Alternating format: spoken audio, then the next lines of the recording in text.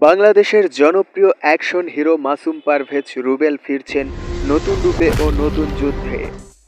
আসছে তার বহুল প্রতীক্ষিত সিনেমা মার্শাল কিং।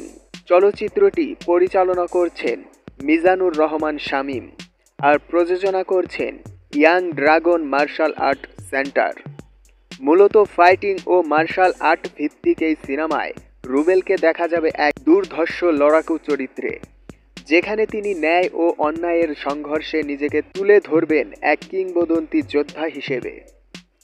সিনেমাটি মুক্তির কথা ছিল গত অক্টোবর মাসে, তবে ছবির সংশ্লিষ্ট সূত্র জানিয়েছে আরও কিছু গুরুত্বপূর্ণ ফাইটিং দৃশ্যের শুটিং বাকি থাকায় মুক্তির সময় কিছুটা পিছিয়েছে। সব শুটিং সম্পন্ন হলেই নির্ধারিত তারিখে সিনেমাটি মুক্তি পাবে বড় পর্দায়। দর্শকদের প্রত্যাশা, মার্শাল কিং হতে যাচ্ছে রুবেল ভক্তদের জন্য এক দারুণ উপহার, যেখানে থাকছে দেশীয় মার্শাল আর্টের চমক ও রোমাঞ্চকর ফাইট সিকোয়েন্স।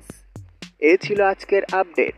আপনি যদি একজন রুবেল ভক্ত হয়ে থাকেন তাহলে একটা লাইক, কমেন্ট, শেয়ার এবং সাবস্ক্রাইব করে পাশেই থাকবেন, কারণ আরও নিত্য নতুন সিনেমা সম্পর্কে আপডেট পেতে আমাদের সাথে যুক্ত থাকুন। ধন্যবাদ।